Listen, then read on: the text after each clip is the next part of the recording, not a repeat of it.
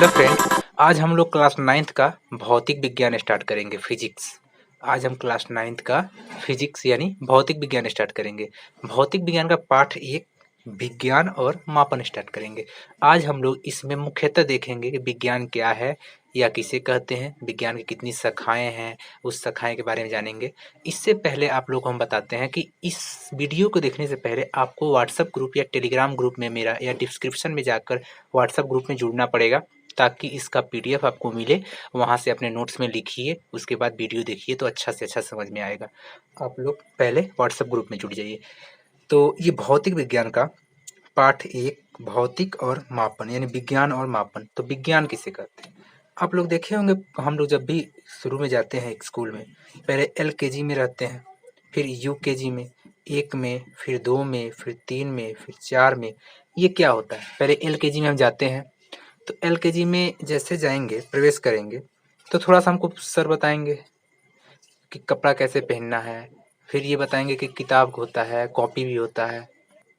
जैसे एलकेजी में, यूकेजी में, एक में, दो में, तीन में, चार में जाते हैं। जैसे यूकेजी से एक में जाते हैं तो थोड़ा सा हम लोग को और नॉलेज बढ़ता है, किताब के बारे में मालूम चलता है, कौन कौन बुक पढ़ना है, कैसे पढ़ना है। दो में जाते हैं, थोड़ा और ज्ञान बढ़ता है। यानी ये क्रमबद्ध ज्ञान को ही विज्ञान कहते हैं। विज्ञान क्या है? तो विज्ञान हम एक चलने वाली प्रक्रिया है, मानवीय प्रक्रिया है। ये भी कह सकते हैं कि विज्ञान एक मानवीय प्रक्रिया है जो निरंतर चलते ही रहेगा और चलता ही है। विज्ञान समझ गए। और हिंदी में इसको अगर बुक के माध्यम से, किताब के माध्यम से कहिएगा तो सावधानी पूर्वक और क्रमबद्ध तरीके से किए गए प्रयोग और परीक्षण द्वारा प्राप्त ज्ञान को ही विज्ञान कहते हैं। जैसे कि एलकेजी में गए तब यूकेजी में अच्छा सीखे, फिर क्रम बदला, एक में गए तो और कुछ सीखे, फिर दो क्लास में गए तो कुछ और सीखे, वैसे ही क्लास तीन में गए तो अच्छा से सीखे, चार में गए तो बहुत चीज़ के बारे में सीखे, पाँच में गए तो बहुत किताब के बारे में जाने, कौन विषय पढ़ना है, हिस्ट्री पढ़ना है, फिजिक्स पढ़ना है, ज्योग्राफी पढ़ना है, सब कुछ मालूम चला। यानी इस क्रमबद्ध ज्ञान को ही विज्ञान कहते हैं। यहाँ तक क्लियर? ये ज्ञान क्या कहते हैं, विज्ञान समझ में आ गया। अब देखिए ये विज्ञान क्या है, ये भी समझ में आ गया। अब जो विज्ञान का मुख्य शाखाएं हैं वो दो है। मुख्य शाखाएं दो है, यानी विज्ञान का मुख्य शाखाएं दो है, एक भौतिक विज्ञान और एक जीव विज्ञान। यानी भौतिक विज्ञान का संबंध निर्जीव पदार्थ से होता है। निर्जीव किसे कहते हैं? जिसे हम लोग एक जगह से दूसरी जगह उठा कर रख सकते हैं, जिसमें जीव ना हो, जो श्वास की क्रिया पूरा ना करे, ये सब निर्जीव है। यानी भौतिक विज्ञान निर्जीव से संबंधित होता है। और जीव विज्ञान जिसमें जीव हो, जो एक जगह से दूसरी जगह जा सकता है, जिसमें सांस की क्रिया चलती हो, यानी कि श्वसन की क्रिया करता हो, वो जीव विज्ञान में सजीव होता है। यानी आपसे जब भी कोई कहे कि विज्ञान की कितनी शाखाएं हैं, तो आप कहिएगा विज्ञान की दो शाखाएं हैं, एक भौतिक विज्ञान, एक जीव विज्ञान। भौतिक विज्ञान का संबंध निर्जीव पदार्थ से है, भौतिक विज्ञान का संबंध निर्जीव पदार्थ से है, और जीव विज्ञान का संबंध सजीव पदार्थ से है। समझ गए? यहाँ तक में कोई दिक्कत है? आपसे कोई पूछेगा भौतिक विज्ञान की कितनी शाखाएं हैं, आप कहिएगा दो। कितनी शाखाएं? दो। कौन? एक भौतिक विज्ञान और एक जीव विज्ञान। आपसे कोई पूछेगा, क्वेश्चन पूछेगा कि भौतिक विज्ञान का संबंध किससे है, तो कहेंगे निर्जीव पदार्थ से। और कोई कहेगा जीव विज्ञान का संबंध किससे है, या जीव विज्ञान का संबंध किससे है, तो हम कहेंगे सजीव पदार्थ से। एक टॉपिक आता है सजीव और एक आता है निर्जीव। बल्कि ये तो बायोलॉजी का टॉपिक है, हम लोग बायोलॉजी में कवर कर लेंगे इसको। लेकिन यहाँ बताते हैं सजीव और निर्जीव, क्योंकि पूछता है क्लास 10th में, ये सब क्वेश्चन पूछ देता है। सजीव और निर्जीव में चार अंतर लिखिए। तो थोड़ा सा वे में बताते हैं कि जिसमें जीव हो उसे सजीव कहते हैं, जिसमें जीव ना हो उसे निर्जीव कहते हैं। जैसे टेबल, कुर्सी, मेज, पंखा सब निर्जीव हो जाएगा। गाय, भैंस, कुत्ता, ये सब सजीव हो जाएंगे। ये हम लोग जब बायोलॉजी पढ़ेंगे उसमें कवर करेंगे।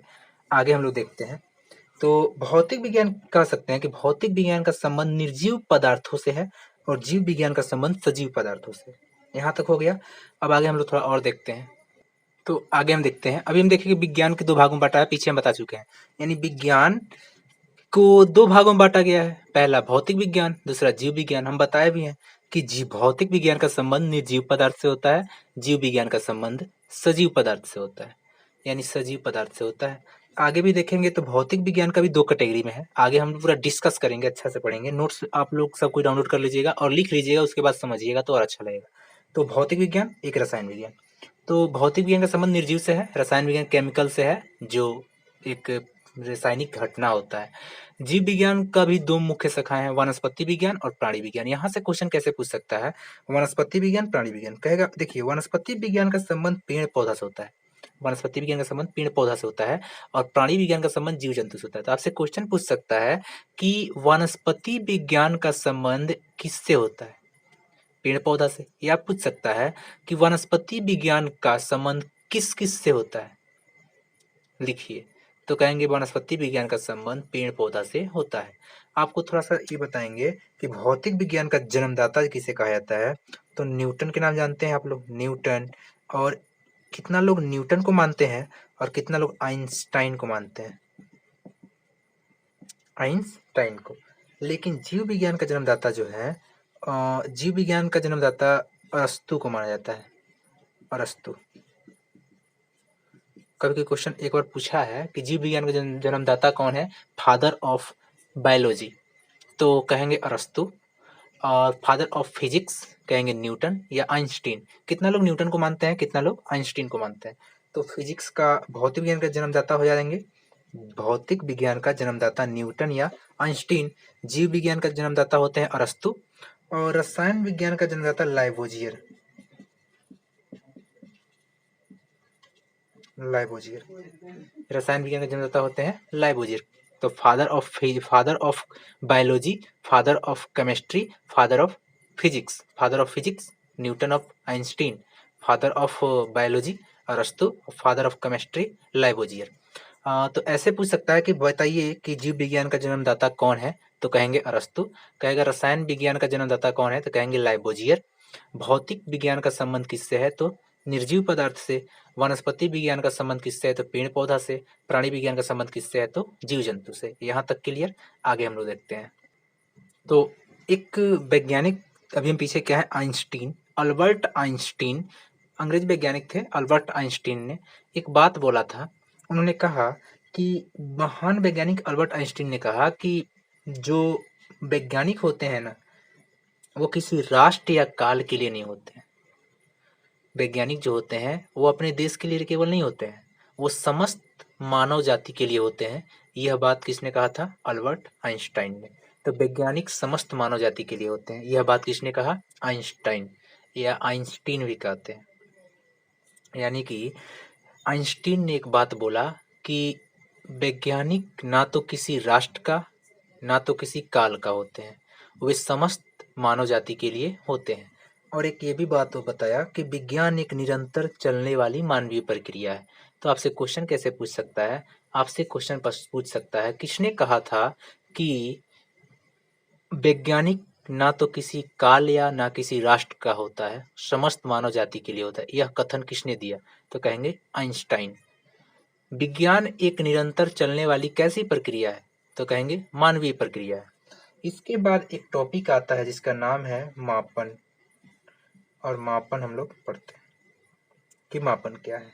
तो मापन से पहले कुछ हम आपको बात बताते हैं कि मापन क्या है। तो मापन तभी हो सकता है जब इसके साथ इसका मात्रक को ऐड किया जाए, तब मापन संभव हो सकता है। यानी मापन को जब मात्रक के साथ ऐड किया जाएगा तभी मात्रक या मापन करना संभव है।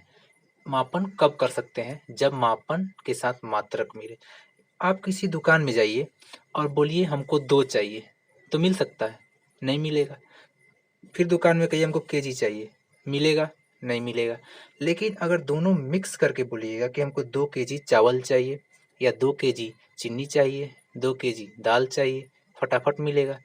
तो आप एक बात तो इसमें तय है कि मापन मात्रक के बिना अधूरा है। यानी कि जब भी मापन करना होगा तो इसके लिए 2 शर्तें होंगी। 2 शर्त में एक शर्त, तो मापन एक इसमें मात्रक की जरूरत होती है और एक संख्यांक मान की जरूरत होती है। यानी मापन कितने बातों पर निर्भर रहती है, तो मापन 2 बातों पर निर्भर रहता है एकदम पक्का, कि ये मात्रक और संख्यांक मान, यानी एक संख्यांक मान एक मात्रक जब मिलेगा तभी किसी वस्तु या किसी पदार्थ का हम लोग मापन कर सकते हैं, अन्यथा नहीं हो सकता है। तो मात्रक में क्या है, जैसे आपके साथ जैसे केजी लिखा जाए, लीटर, मीटर, सेंटीमीटर। तो क्या आप केवल केजी कहिएगा तो कोई वस्तु मिल सकता है आपको? नहीं मिलेगा। क्या आप केजी कहिएगा तो कोई वस्तु मिल सकता है? नहीं मिलेगा। लीटर नहीं मिलने वाला है। आप मीटर कहिएगा, नहीं मिलने वाला है। सेंटीमीटर नहीं मिलने वाला है। यहाँ पे हम 2, 4, 6, 8 ये देते हैं। अब इसको मिक्स करते हैं। अगर कहेंगे 2 केजी, कुछ भी मांगेंगे मिल जाएगा, चावल, गेहूं, दाल, तेल। तेल नहीं मिलेगा, लेकिन लीटर में मांगेंगे तो हमको मिल जाएगा। तो देखिए, केजी के साथ ऐड हो रहा है, लीटर के साथ ऐड हो रहा है, मीटर। कोई भी वस्तु को लंबाई मापना हो तो मीटर में मापते हैं। कहेंगे इतना मीटर, इतना दूरी है, इतना मतलब इतना दूरी है, इतना मीटर दूरी है, कहते हैं ना। तो बताइए, आप डायरेक्ट कहेंगे कि यहाँ से कितना मीटर दूरी है? कोई बताता है ना, 2 मीटर, 3 मीटर। सेंटीमीटर को जब भी कहेंगे 2 सेंटीमीटर हमको ये कपड़ा चाहिए, चाहे कुछ भी चाहिए। यानी जब तक एक मात्रक और एक संख्यांक मान ना मिलेगा तब तक मापन संभव नहीं है। तो मापन के लिए कितने बातों की आवश्यकता होनी चाहिए? 2 बात। पहला कि एक उसके पास मात्रक होना चाहिए और एक संख्यांक मान होना चाहिए। जब ये दोनों मिलता है तो आपका मापन हो सकता है। जैसे अब कहिए 2 केजी, हमको कुछ आलू चाहिए, मिल जाएगा। लेकिन केवल 2 मांगिए, नहीं मिलेगा। केवल केजी कहीं जगह पे कहिए तभी नहीं मिलेगा। जब ये दोनों को ऐड कर दीजिएगा तो एकदम निश्चित है मिलेगा। तो मापन आप लोग समझ गए। तो ये होता है मापन। तो एक बात आपसे क्वेश्चन पूछेगा कि आइंस्टीन कहेगा वैज्ञानिक ना तो किसी मानव जाति, इस वैज्ञानिक समस्त मानव जाति के लिए होती है। यह बात किसने कहा? आइंस्टाइन ने। विज्ञान एक निरंतर चलने वाली मानवीय प्रक्रिया है। मापन, तो मापन को परिभाषित कर सकते हैं, किसी भी राशि की माप के लिए कुछ मानक मापों की आवश्यकता होती है। यानी कोई भी राशि को मापने के लिए कुछ मानक मापों की आवश्यकता होती है, जिसे मात्रक कहते हैं। ये सब आप लोग को परिभाषा नोट्स में लिखा हुआ है, पीडीएफ में लिखा हुआ है। यहाँ समझिए, वहाँ पीडीएफ से लिख लीजिए। तो ये क्लियर है आप लोग का कि मापन जब भी होगा उसके लिए 2 कंट्यूट यानी कि 2 बातों का स्पष्ट रहना चाहिए। एक उसके पास मात्रक होना चाहिए और एक संख्यात्मक मान होना चाहिए, तभी मापन संभव है। तो आगे थोड़ा हम लोग देखते हैं कि क्या है। तो आगे देखते हैं भौतिक राशियाँ। तो भौतिक राशियाँ क्या होता है कि भौतिक राशि की 2 प्रकार हैं, एक आधारी राशि और एक व्युत्पन्न राशि। तो आधारी राशियाँ वे राशियाँ जो स्वतंत्र होती हैं या स्वतंत्र मानी जाती हैं, उसे आधारी राशियाँ कहते हैं। जैसे लंबाई, द्रव्यमान, केजी। आधारी राशियों की संख्या कितना होता है? 7। ये क्वेश्चन बार बार पूछा गया है एग्जाम में कि आधारी राशियाँ की संख्या कितना होती है? तो 7 होती है। व्युत्पन्न राशि वैसा राशि जो आधारी राशि के पदों में व्यक्त किया जाता है उसे कहेंगे व्युत्पन्न राशि। जैसे कि ये लंबाई है, लंबाई स्वतंत्र है, इतना लंबाई। लेकिन क्षेत्रफल, आयतन, तो कहते हैं ना इस पानी का आयतन इतना है, इसका आयतन इतना है, मतलब इसके पदों में इसको व्यक्त कर दिया जाता है, इसे कहते हैं व्युत्पन्न। और जो स्वतंत्र होती है उसे आधारी राशि कहते हैं। याद रखने का एक उपाय है, बहुत तरीका से हम ऑफलाइन में भी बताए हैं इसको, कि जैसे अभी हम लोग आधारी राशि नहीं है, जैसे कि हम लोग का मम्मी पापा हो गए, वो सब आधारी राशि है, वो अपने मन से कोई भी कार्य कर सकते हैं, कोई दिक्कत नहीं है। लेकिन हम व्युत्पन्न राशि है, बिना उनके पूछे बगैर कोई कार्य नहीं कर सकते हैं। ऐसे ही याद रखने का ट्रिक है कि जो मम्मी पापा होते हैं वो आधारी राशि होते हैं और हम लोग हैं वो व्युत्पन्न राशि है, क्योंकि वे स्वतंत्र होते हैं, कोई भी कार्य कर सकते हैं। लेकिन हम लोग आधारी राशि है, सॉरी व्युत्पन्न राशि है, उन लोग के बताए हुए कामों को हम लोग करते हैं, इसलिए हम लोग व्युत्पन्न है। इसीलिए जो स्वतंत्र है उसे आधारी राशियाँ कहते हैं। जो उनके पदों में व्यक्त किया जाता है, यानी कि उनके कहे हुए बातों पर चलेंगे हम लोग, तो व्युत्पन्न राशि है। यानी जो स्वतंत्र है, जैसे मम्मी पापा स्वतंत्र है, वो कुछ भी करेंगे, हमसे कोई मतलब नहीं है। लेकिन हम लोग कुछ भी करने से पहले उनसे पूछेंगे, इसलिए हम लोग व्युत्पन्न राशि है। तो वे राशियाँ जो स्वतंत्र मानी जाती है उसे कहते हैं आधारी राशियाँ। जो आधारी राशि के पदों में व्यक्त किया जाता है उसे कहते हैं व्युत्पन्न राशियाँ। आधारी राशि की संख्या कितना होता है? 7 होता है। यहाँ तक क्लियर? आपसे क्वेश्चन कैसे पूछेगा? सबसे पहले क्वेश्चन पूछेगा कि आधारी राशियाँ क्या है, किसे कहते हैं? तो हम कहेंगे वैसा राशि जो स्वतंत्र मानी जाती हो उसे आधारी राशि कहते हैं। फिर आपसे क्वेश्चन पूछेगा कि आधारी राशि की संख्या कितनी होती है? तो कहेंगे आधारी राशि की संख्या 7 होता है। व्युत्पन्न राशि कहेंगे वैसा राशि जो आधारी राशि के पदों में व्यक्त किया जाता है उसे व्युत्पन्न राशि कहते हैं। यहाँ तक दिक्कत है कोई? यहाँ तक समझ में आ गया? आगे हम लोग पढ़ते हैं। तो ऐसे ही मात्रकों की पद्धतियाँ के प्रकार भी हैं। तो पहला आधारी मात्रक और व्युत्पन्न मात्रक। जैसे हम लोग पढ़े हैं आधारी राशियाँ, व्युत्पन्न राशियाँ, यानी जो स्वतंत्र मानी जाती है उसे आधारी राशि कहते हैं, जो व्युत्पन्न मानी जाती है उसे जो आधारी राशि के पदों में व्यक्त करते हैं उसे व्युत्पन्न राशियाँ कहते हैं। वैसे ही सेम आधारी मात्रक और व्युत्पन्न मात्रक सेम वही कंडीशन है, यानी कि वह मात्रक जो अन्य मात्रक पर निर्भर नहीं रहता है उसे आधारी मात्रक कहते हैं, जो आधारी मात्रकों पर निर्भर रहता है उसे व्युत्पन्न मात्रक कहते हैं।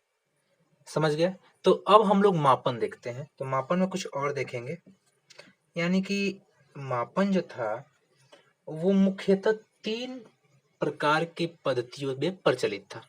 जो पहले मापन था वह 3 भागों में बटा हुआ था। जैसे आप लोग देखेंगे सीजीएस पद्धति के नाम सुने होंगे, एक होता था एफपीएस पद्धति का नाम, और एक सुने होंगे आप एमकेएस पद्धति का नाम।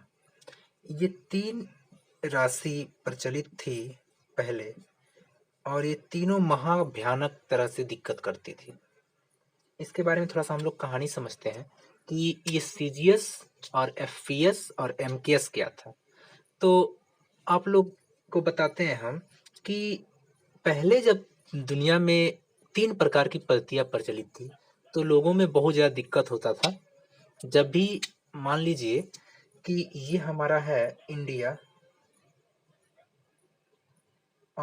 ये मान लीजिए है यूरोप, ये मान लीजिए ऑस्ट्रेलिया, ऐसे मान लीजिए ऑस्ट्रेलिया है, ये हमारा सब मान लीजिए एशिया है, इंडिया नहीं एशिया।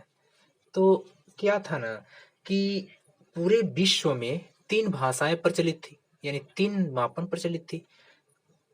मान लीजिए कि साउथ इंडिया उधर उधर साउथ में, मतलब कि साउथ एशिया में एमकेएस चलता था, एमकेएस पद्धति चलता था।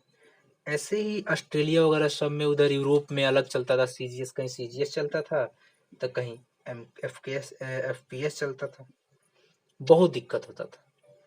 दिक्कत होता कैसे था कि अगर यहाँ के लोग को यहाँ जाना होता था तो पहले जाने से पहले यहाँ का भाषा 3 महीने के लिए यहाँ पे सीखा जाता था। कि एमकेएस मान लीजिए यहाँ पे कि एमकेएस पद्धति जिसको प्रचलित था वो एमकेएस यहाँ पे केजी को मीटर यानी कि लंबाई को मीटर में नापते थे यहाँ के लोग, द्रव्यमान को केजी में नापते थे और समय को सेकंड में नापते थे।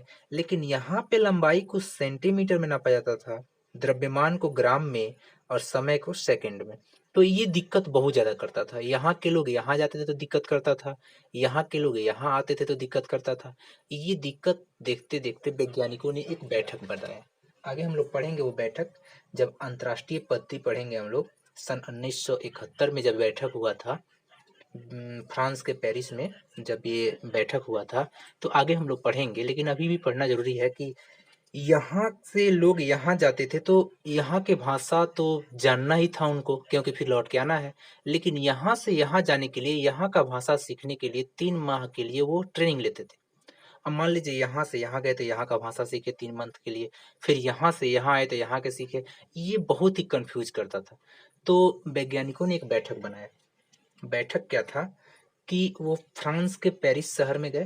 फ्रांस के एक पेरिस शहर है, फ्रांस की राजधानी पेरिस है। वहाँ पे माप तौल का एक विभाग है। वो विभाग में सभी वैज्ञानिकों ने बैठक बनाया। सभी वैज्ञानिकों ने बैठक बनाया। तो जैसे उन्होंने बैठक बनाया तो मान लीजिए यहाँ पे सब वैज्ञानिक बैठक बनाए, ये वैज्ञानिक बैठक बनाए। इसमें जो हेड थे वो सभी वैज्ञानिकों का निष्कर्ष पूछे, कथन पूछे कि आपका क्या राय है। और एमकेएस वाले से पूछे कि आप लोग का क्या राय है। फिर सीजीएस वाले से पूछे कि आप लोग का क्या राय है। एफपीएस वाले के पूछे कि आप लोग का क्या राय है। सब ने अपना अपना राय बताया। सीजीएस वाले भी बताए, एफपीएस वाले भी बताए और एमकेएस वाले बताए। निष्कर्ष निकला ये कि सीजीएस 30% पूरे विश्व में चलता था, और एफपीएस जो था, सीजीएस चलता था 30% और एफपीएस चलता था 20% पूरे विश्व में। लेकिन 50% एमकेएस चलता था एशिया में। तो ये वाले लोग ये सीख जाएं तो बेहतर है, ये वाला ये सीख जाए तो बेहतर है, क्योंकि छोटे-छोटे हैं, बड़े कुछ बड़े मिल जाएँगे तो काम हो जाएगा। लेकिन ये वाले यहाँ पे जाएँगे तो काम नहीं हो सकता। देखिए 100 चोर है, अगर 100 अच्छे लोग हैं, 1 चोर है, तो क्या आप 100 आदमी को ही चोर बनाइएगा कि 1 चोर को सही बना दीजिएगा? वैसे ही सेम यहाँ पे कंडीशन था कि यहाँ पे 50% था, यहाँ पे 30% लोग थे और यहाँ पे 20% लोग बोलने वाले थे सीजीएस, एफपीएस, ये एमकेएस का 50% था। ये सीजीएस था, एफपीएस था और ये एमकेएस था। तो इन्होंने एक निष्कर्ष निकाला कि यहाँ लोग की संख्याएं कम है, बोलने वाला यहाँ पे अधिक है, तो क्यों ना इन लोग को ई वाला भाषा सिखाए। तो इन्होंने यही बात किया। फिर भी इस पे बहुत लोग आरोप लगाए, बहुत ऐसे काम हुआ। आगे चलते-चलते धीरे-धीरे ये सही हो गया। उन्होंने निष्कर्ष निकाला, यहाँ के जो मेन जो थे फ्रांस के, जहाँ पे बैठक सम्मेलन हुआ था 1971 में। एसआई मतलब स्टैंडर्ड इंटरनेशनल, या बोल सकते हैं कि आप सिस्टम ऑफ इंटरनेशनल, या स्टैंडर्ड यूनिट भी बोल सकते हैं मातकों का पद्धति के प्रकार में। तो यहाँ के लोगों ने निष्कर्ष निकाला कि ये जो छोटे-छोटे लोग हैं, इन सबको ये वाला भाषा सिखा दे, एमकेएस। सब जगह पूरे विश्व में एमकेएस चलेगा, तो हम लोग को यहाँ से वहाँ जाने के लिए 3 मंथ के लिए ट्रेनिंग लेना नहीं पड़ेगा। तो यही बात हुआ। जब ये सब लोग सीख गए, तो यहाँ के लोग लंबाई को सेंटीमीटर में, यहाँ के लोग लंबाई को फुट में नापते थे और यहाँ के लोग लंबाई को मीटर में नापते थे। तो ये दोनों प्रचलित भाषाएं सीजीएस और एफपीएस बंद हो गया और एमकेएस पूरे विश्व में लागू हो गया। तो लंबाई को मीटर में नापते हैं, द्रव्यमान को केजी में नापते हैं, समय को सेकंड में नापते हैं। पूरे विश्व का डाटा यही हो गया। बल्कि पहले 3 प्रकार से प्रचलित थी, तो बहुत दिक्कत होता था लोगों को समझने में, आने में, जाने में बहुत कष्ट होता था। बड़े-बड़े अपना पोथी पत्र लेकर जाते थे समझने के लिए। लेकिन ये धीरे-धीरे बात फ्रांस की राजधानी पेरिस, के एक मापतौल का विभाग है, वहाँ पे बैठक हुआ और इस सब के बारे में बताया गया कि ये लोगों को एमकेएस सिखा देते हैं। एमकेएस पूरे विश्व में प्रचलित रहेगा कि जहाँ पे लंबाई को मीटर में नापेंगे, द्रव्यमान को केजी में और समय को सेकंड में। ये चैप्टर लगभग 2 वीडियो में ख़त्म कर देंगे हम। एक चैप्टर लगभग 2 या 3 वीडियो, इसका 3 पार्ट बनाएंगे। एक पार्ट आज के लिए इतना। आगे हम लोग अगले दिन देखेंगे सीजीएस का परिभाषा देखेंगे, एफपीएस, एमकेएस। बल्कि परिभाषा आप लोगों को नोट्स में लिखा हुआ मिलेगा सब, आप लोग यहाँ समझिए, वहाँ नोट्स से आप लोग लिखिए और नोट्स बनाइए, अच्छा से पढ़िए। बल्कि ये 3 पार्ट में वीडियो बनाएंगे धीरे-धीरे करके। थोड़ा सा भी लाइट वेट का प्रॉब्लम है, तो आप लोग इसको सही से देखिए और समझिए। आगे हम लोग फिर अगले नेक्स्ट वीडियो में मिलते हैं। अगर आप लोग को अच्छा लगे वीडियो तो लाइक कीजिए, कमेंट कीजिए, सब्सक्राइब कीजिए।